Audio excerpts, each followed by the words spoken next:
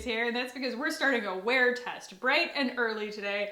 Today we are going to be trying out the new Kjaer Weis Invisible Touch. Is that what this is called? Invisible Touch Concealer. I have it here in the shade F110. We're going to be wear testing this. This little lady set me back $38, and today we're going to find out why or if that was a good idea for me to do that. The hefty price tag that comes with Kjaer Weis products is typically a reflection of two things. One, super clean ingredients, depending on how you view that. And two, the sustainability of their packaging. A lot of their stuff comes in this like refillable metal one-time purchase kind of packaging.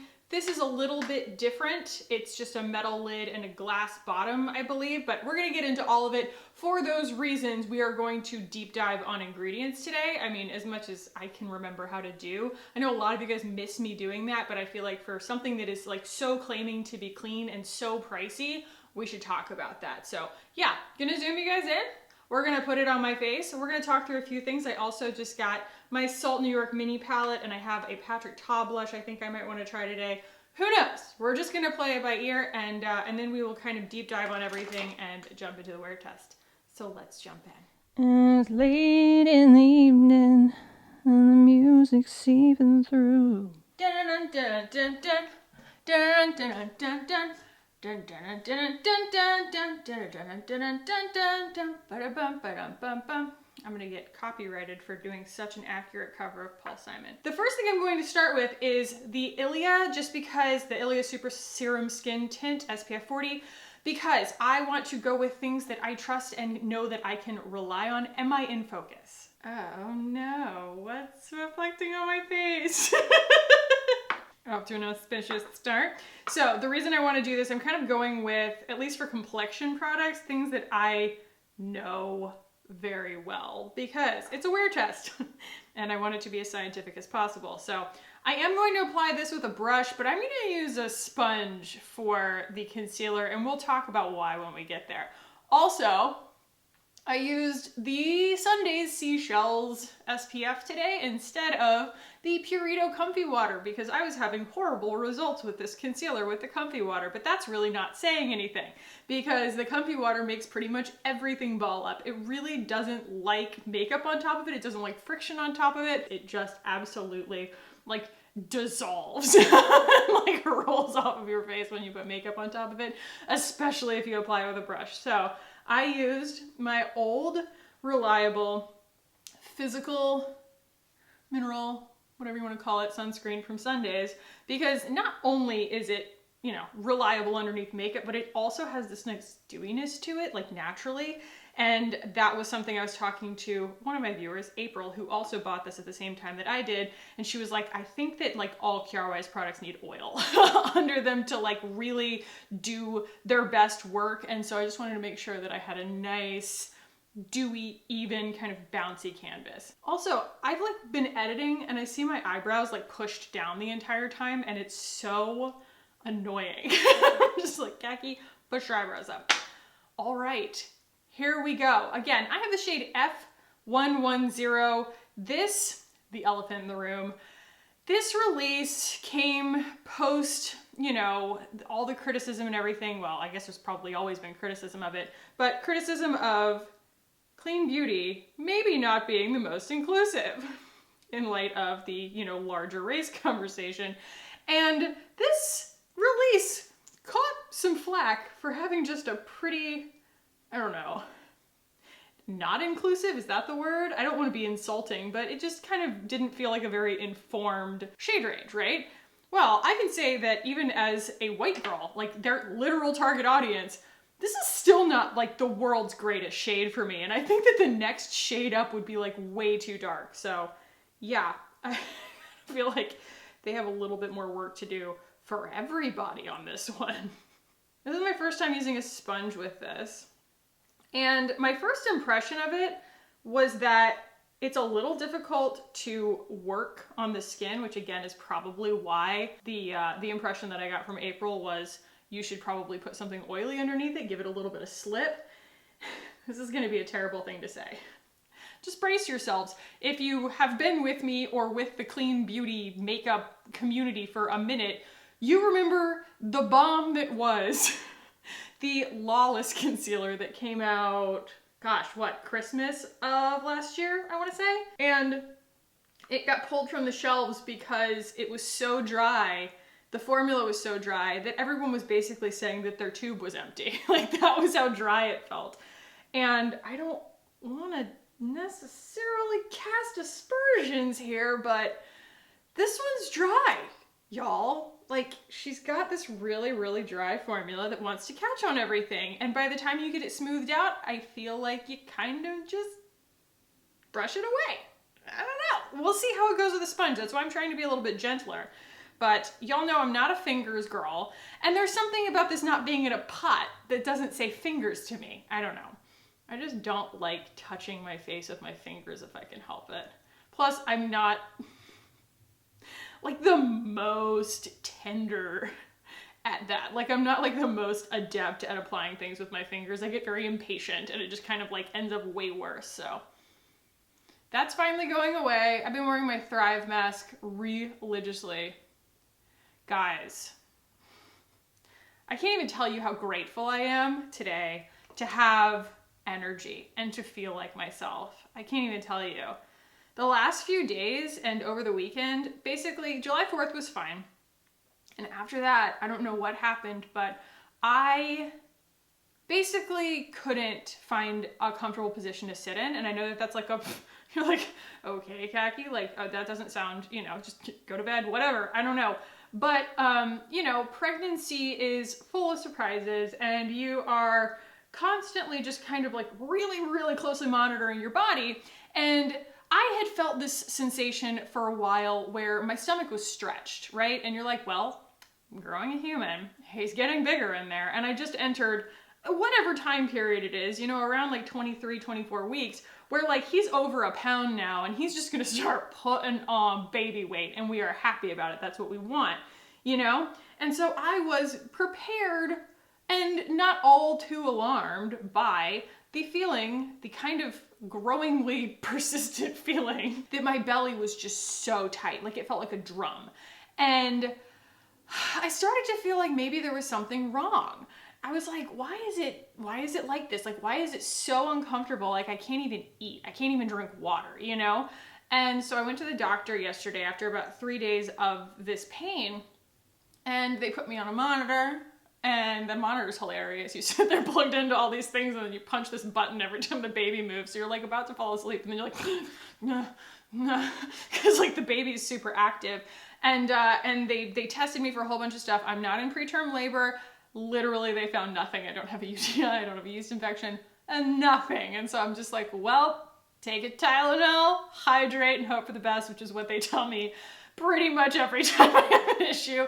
And today, for whatever reason, I woke up bright-eyed and bushy-tailed and I feel so much better and I don't know why, but I'm grateful for it, okay? Okay, so, let me turn my lights away and show this to you guys up close because I think that my ideal way of wearing this would probably be without powder. Even though I do have the Kjaer Weis powder, I would typically try and wear a creamy, clean beauty face of makeup without powder. I like that look. And this kind of self-sets the same way that I said that I liked the, I actually liked the original Lawless concealer because I felt like it self-set. It had like a powder finish to it. This seems to be trying to do that, but let me show you what it's doing. Okay, well that's my nose. Can you focus on my eye? All right, can you guys see that? I'll try and enhance it in post if I can.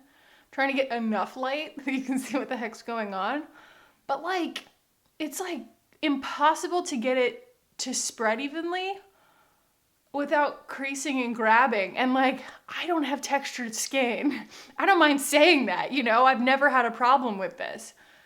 And it just is like gathering and sticking in my pores.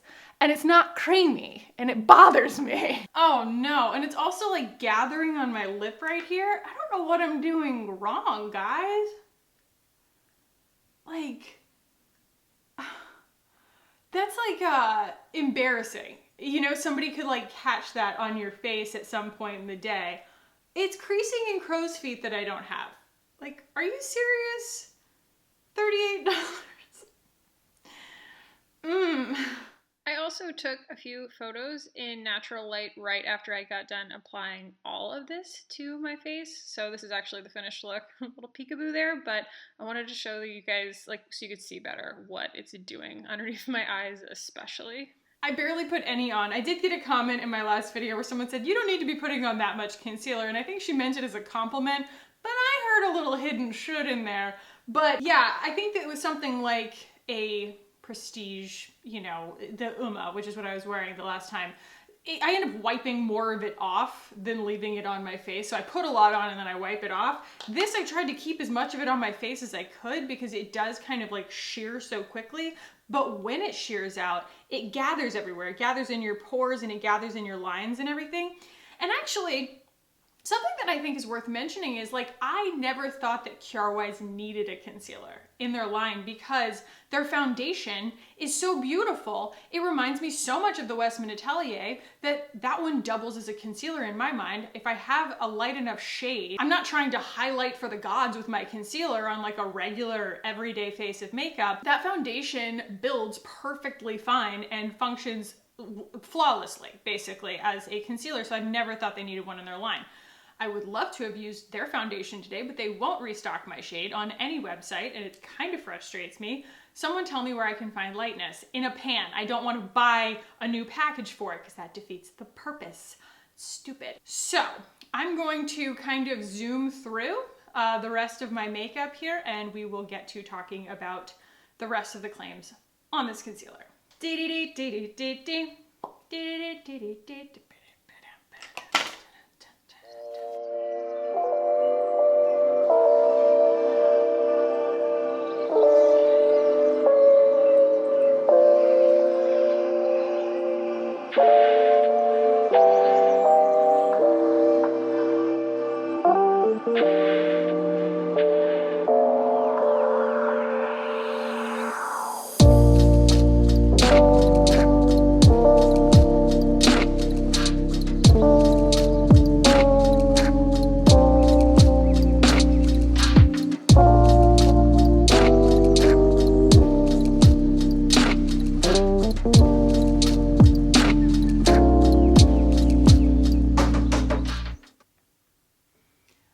Perfectly comfortable saying I hate this.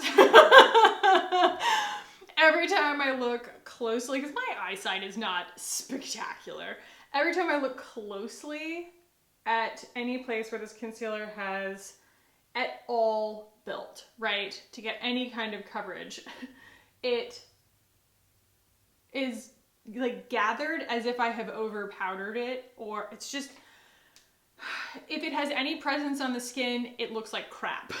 And if you try to continue blending it so that it doesn't look like crap, it just goes away, you know? And so it's like instantly creasing. I don't, it's because it's too powdery, it's too dry of a formula. Maybe I got a bad one, honestly. To the other people who have bought this, is the same thing happening to you? Or is this just like, I got a dud? Because I will reach out to the company and say I got a dud. And maybe there'll be some reviews on their website and we can kind of bounce how I'm feeling off of the community. Oh my God, they had the audacity to say in their ad, Kjaer Weis concealer, shades for all skin tones. They just literally, like, that's like the one thing that everybody says is not true about this. Like, they barely have one for me. So we've got, I believe, 12 shades of this. It is, as I said, $38. It goes as deep as the shade D350, which is quite deep, but the criticism is in the in-between shades and like the lack of actual deep shades. It's not how deep it goes, which is typically where my brain goes, but it is actually that there just is not enough variation in, like, there's not enough deep shades. There's like a few, you know? Benefits: high coverage formula.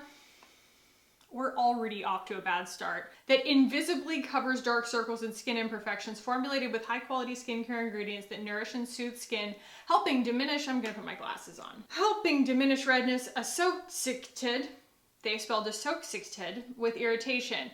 Perfectly balanced, lightweight, and creamy texture that stays put without being too drying. All false. How to apply. To cover dark circles or brighten under eyes, pick the shade that best matches your skin tone and choose the doe foot Okay, Kackie.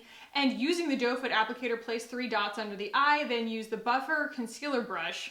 I've tried this with a brush twice, and it really doesn't allow any more control of the actual coverage level. It's just a difficult formula.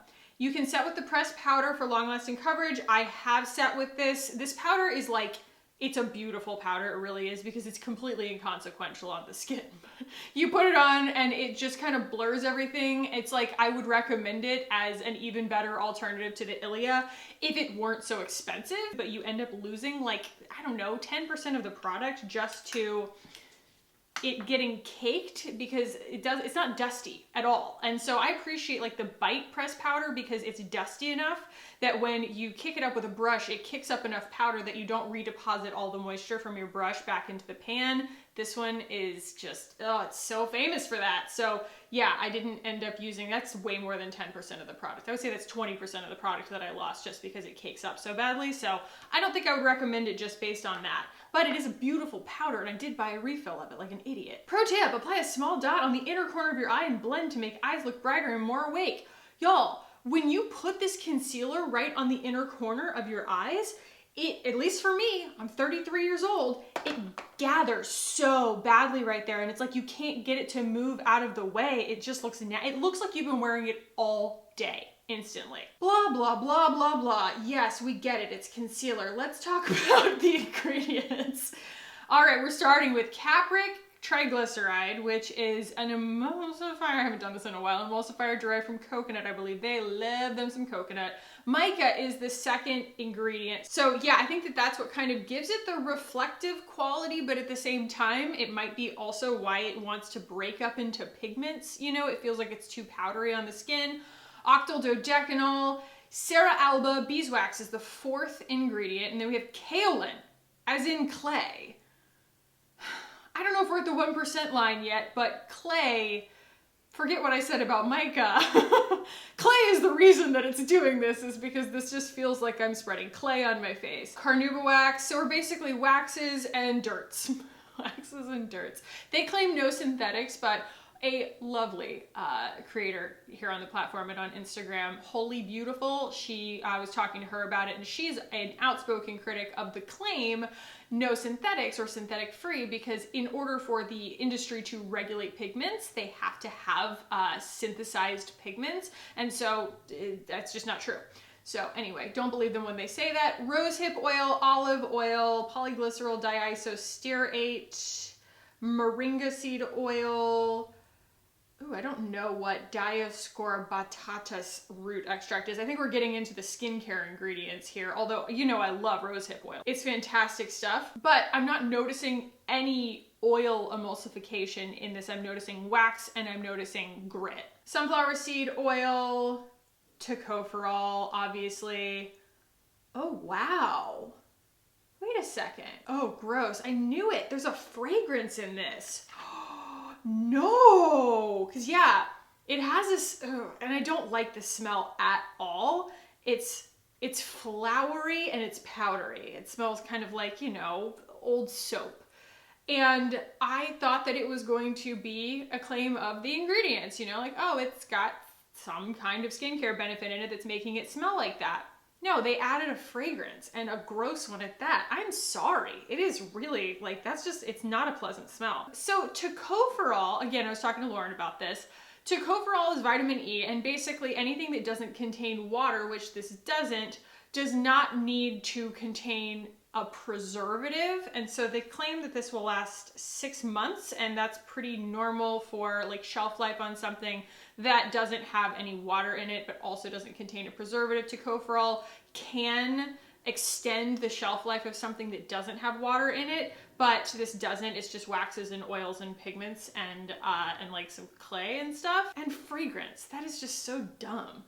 ugh, like pick a lane, you know? And, you know, let's be real, guys. There are only so many elements on earth, right? And, you know, we're up against either like one side of the beauty industry that's always introducing brand new ingredients and trying to test them on animals and being like, no, it's our new thing. It's our crazy lab made whatever. Then there's like this kind of stuff that's just claiming to be so clean. There are only so many elements to play with in the sandbox, and we are talking about basically dirt and oil. And that's not a bad thing necessarily, but we need to come down to earth.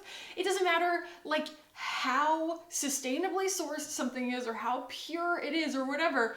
It can be the purest, most sustainably and responsibly sourced version of dirt and oil, which is what this is. It's dirt and oil and wax. That's basically all that this is. So that's not to say, like I said, I mean, that's basically how I would describe a lot of clean beauty products. The Kosas, the tinted oil, is an amazing dirt and oil product, okay? Like it is some really great, apparently synthesized pigments. So we're not just like putting actual dirt in there, but it's like, you know, synthesized dirt pigments, iron oxides and titanium dioxides, and we're mixing them with like really beautiful carrier oils and things like that.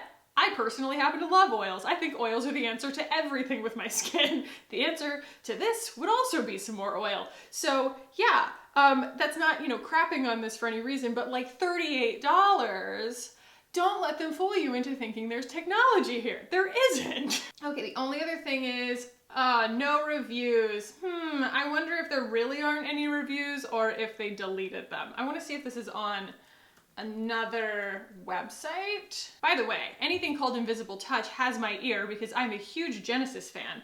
But yeah, this is really letting me down on that. So it is sold on Beautylish. Let's see what the reviews on Beautylish have to say. Nope, no one's left a review there either. So I am not sure. It is super new. I bought it like, I think the day that it came out. So I'm not really sure if a lot of people have their hands on this yet. But yeah, guys, I don't know why, but I'm gonna wear test this. Mainly because I've just already put it on my face. And, you know, why not at this point? But I will say this is an extremely frustrating formula, and I will be interested to see how it wears over the day in terms of like just how bad it gets, or maybe with the oil of my skin and things like that, it'll magically spread out and I'll finally understand the magic here. But yeah, I mean, this is one of those things where I feel like I'm punching up a little bit if I am like kind of giving this a icky review, because it's so expensive and the claims are so lofty that to tell you guys not to spend $38 on a clean concealer, I feel like I'm doing us all a favor. So anyway, I'm going to jump into the rest of my day. It is 8 a.m. and I will see you guys in at least 8 hours. Hey guys, I know this is really close. Hi, it is not the end of my day. It has been 4 hours and I'm calling it. This is a disgraceful face of makeup. I was downstairs in my bathroom in my mirror of truth, you know, the one that is basically a large version of a car flip down mirror in terms of just like telling you all the things you didn't want to know about your face. And I saw my under eyes and I was like, this is not gonna get better. It's so bad. So I'm gonna do one more zoom in and you guys can kind of just see where we're at here. I feel like those photos did a better job of showing you guys like what it's really doing than this camera can. That kind of shows it. You can see it's like anywhere it's detectable on the face, it has this really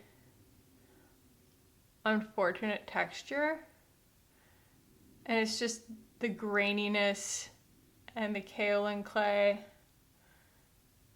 and it's just not worth my money or yours. Oh, also it's gathering in between my 11s, which is just great. And like anywhere I've reached up and touched it or something, it'll move the pigment particles around and make them gather in a new place. And I really barely have any on. I would say that it's somewhere in between, as I kind of thought about it, somewhere in between the Fit Glow concealer, which is better than this. It's a lot better than this, but it's still not worth $42. And that ultra dry formula that I was talking about earlier from Lawless that got pulled from the shelves. And, you know, I don't like to just give a negative review without giving an alternative, but I feel like there's a very obvious alternative to this, and that is just use their foundation as a concealer. I think that's what I've always loved so much about Kjaer Weis, is that it's a very elegant line, elegant solutions in the sense of simplicity, the shortest distance between 2 points. They've just broken things down to their essentials, and I feel like this doesn't follow that logic at all, you know? Just like the pans of beautiful creamy color that you can use all these different ways, that always made so much sense to me. And then they come out with this and it's just like they're trying to shove themselves into a Sephora cosmetics box. And to me, it just kind of breaks down on logical lines. So yeah, I'm really like sad that this didn't work out, because I really love like all of their products.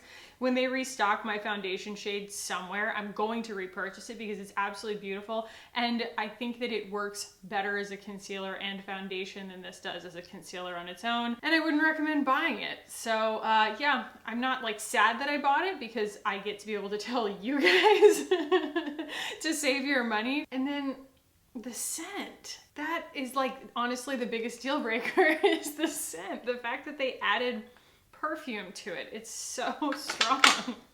Ugh. Yeah, there's just nothing about this that I like. So that is where I leave you guys today on the Kjaer Weis concealer. I just think that for all of its good intentions, it was just a product that never should have happened. So it's rare that I give something that like bad of a review, but I want to save you guys money, and I don't think that anybody would like this. So that is it. Those are my thoughts. If you did find this helpful, do give it a thumbs up. If you hate me after this, give it a thumbs down. I understand. And if you do want to continue hanging out with me on this channel for lots of very honest reviews, then go ahead and hit the button down below and subscribe. I would love it if you did. Hit the notification bell. I'm erratic right now because baby controls my schedule. So yeah, thank you guys so much for watching and for hanging out with me today. I love you guys so much, and I will see you in the next one. Bye.